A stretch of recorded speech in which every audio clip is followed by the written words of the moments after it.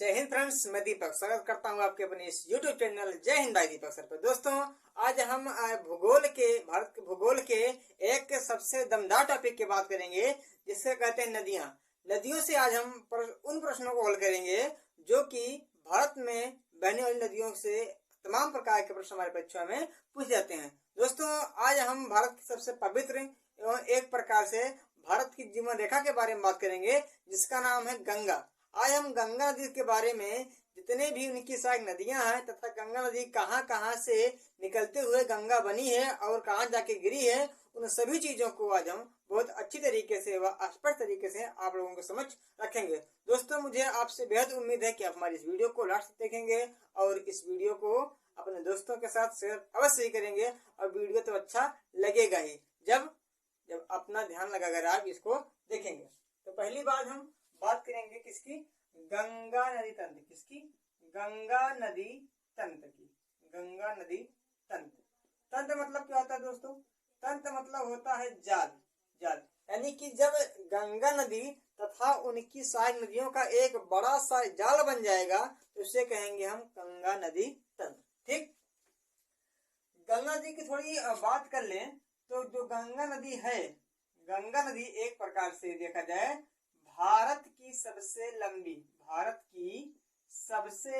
नदी है। भारत की सबसे लंबी नदी है जिसकी लंबाई है 2525 किलोमीटर। क्या है?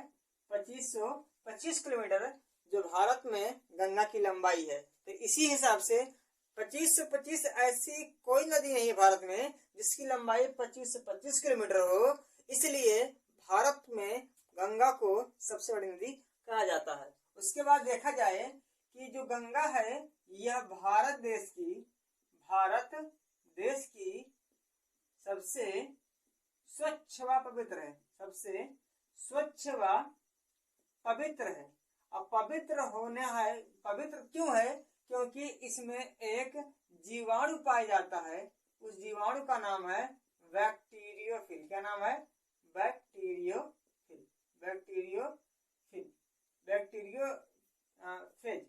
बैक्टीरियोफेज नामक जीवाणु पाने के कारण यह जो नदी है यह सबसे स्वच्छ होती है, क्योंकि जो वह गंदगी होती है वह जीवाणु उसे खा लेता है और यह हमेशा स्वच्छ ही बना रहता है। उसके बाद बात की जाए, गंगा नदी जो है यह भारत की क्या है? राष्ट्रीय नदी है। भारत की राष्ट्रीय नदी है।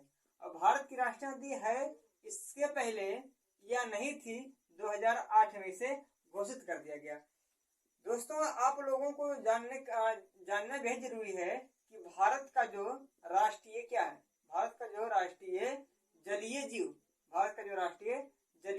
जीव है जिसे कहेंगे डॉल्फिन। क्या कहेंगे? डॉल्फिन मछली जो है वो भारत की राष्ट्रीय जलीय जीव वाला एक प्रकार से राष्ट्रीय जीव है। ठीक, जो कि गंगा नदी में ही पाया जाता है। दोस्तों, यह जो गंगा नदी के बारे में हो गया यह तो थोड़ा ऊपरी मामला हो गया। और इसमें देखा जाए एक यह है कि इसकी सबसे बड़ी सहायक जो नदी है उसका नाम है यमुना। क्या नाम है?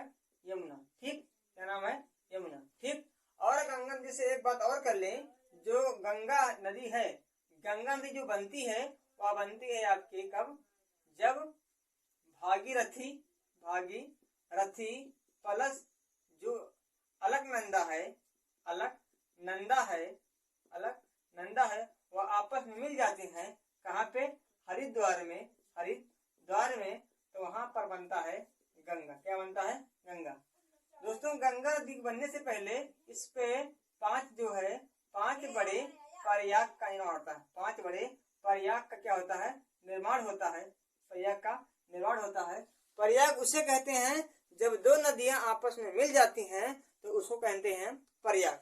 अब दोस्तों, थोड़ा इसके स्ट्रक्चर के बारे में समझ लें तो एक जो है बद्रीनाथ। क्या है? बद्रीनाथ आप लोगों ने सुना होगा। बद्रीनाथ जो कहाँ पे है? उत्तराखंड में। कहाँ पे है? उत्तराखंड में है। तो बद्रीनाथ का एक हिमानी है संतोपंथ हिमानी। क्या? संतोपंथ हिमानी।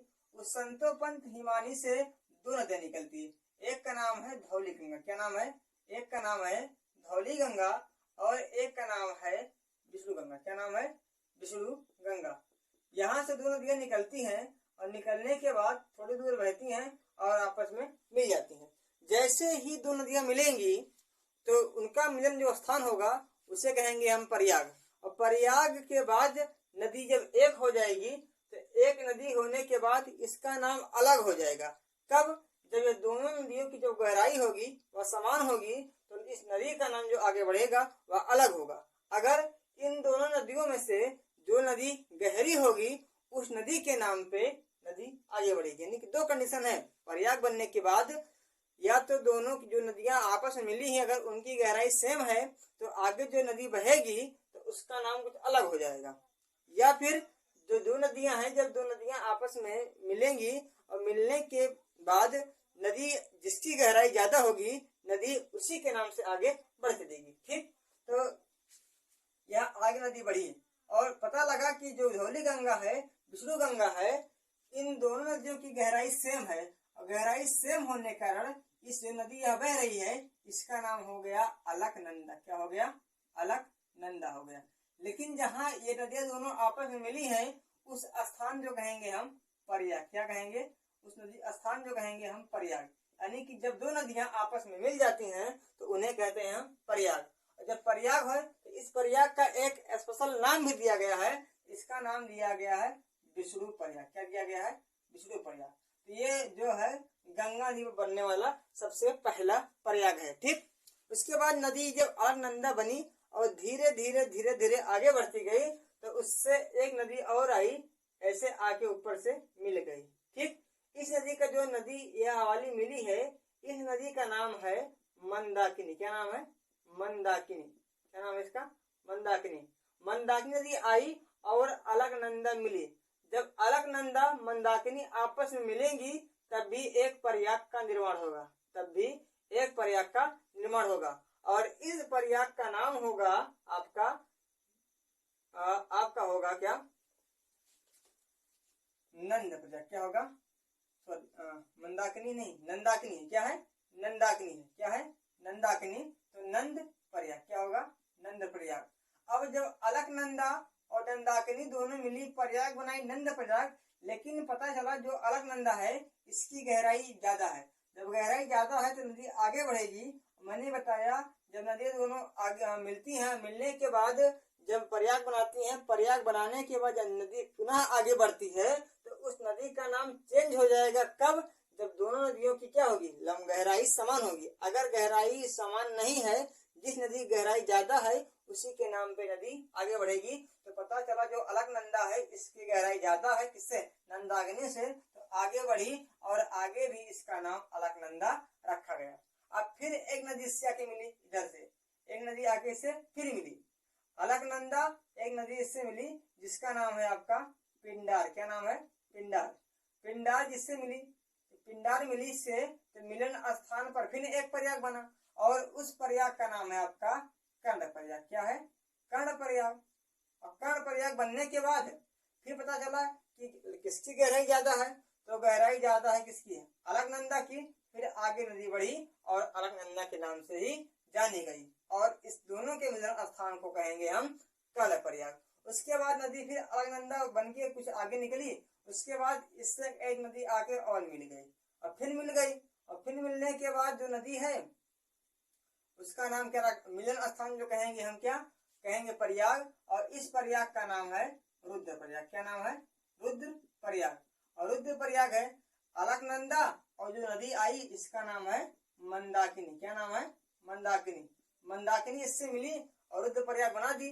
तो फिर पता चला कि गहराई किससे ज्यादा है? तो अलकनंदा की ज्यादा। किस ज्यादा है? अलकनंदा की ज्यादा है। तो अलकनंदा के रूप में नदी आगे बढ़ गई। क्या हुई? अलकनंदा के रूप में यह आगे बढ़ गई। उसके बाद फिर इसी उत्तराखंड का एक स्थान है जिसका नाम है बंदर पुंछ की पहाड़ी, यानी कि उत्तर काशी जिला का एक हिमानी है जिसका नाम है बंदर पुंछ की हिमानी। क्या नाम है?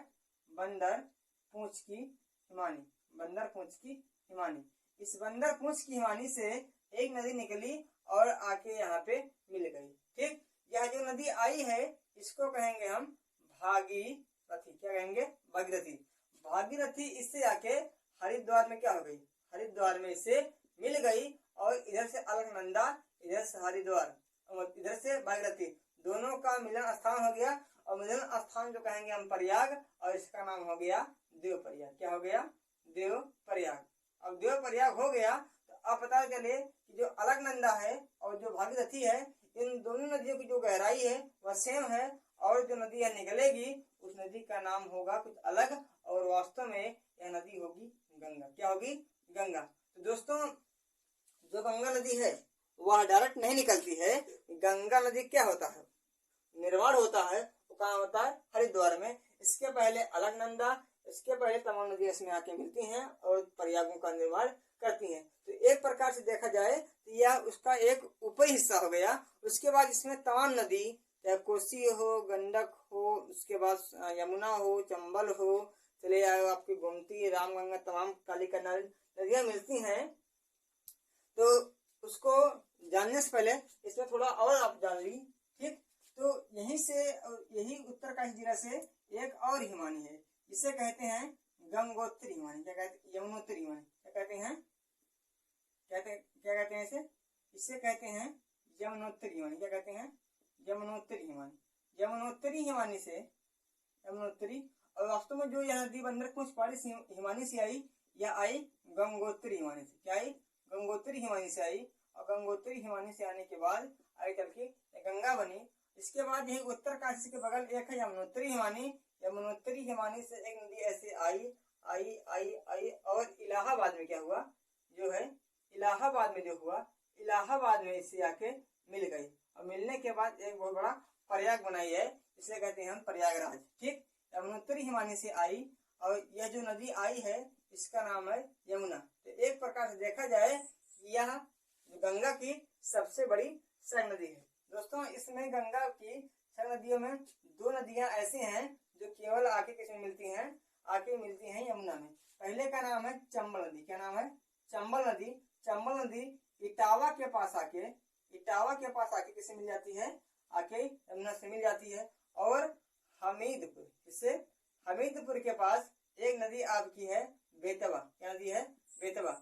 यह नदी आके किससे मिल जाती है, यमुना से। और यहीं इलाहाबाद के पास एक नदी है केन। क्या नदी है, नाम इसका केन। जो केन नदी है या इलाहाबाद के पास आकर किससे मिल जाती है, यमुना से मिल जाती है। इलाहाबाद के पास आके यमुना से मिल जाती है, इलाहाबाद से आके यमुना से मिल जाती है। और आगे धारा जाके कहाँ मिल जाती है, इलाहाबाद प्रयागराज में गंगा से मिल जाती है।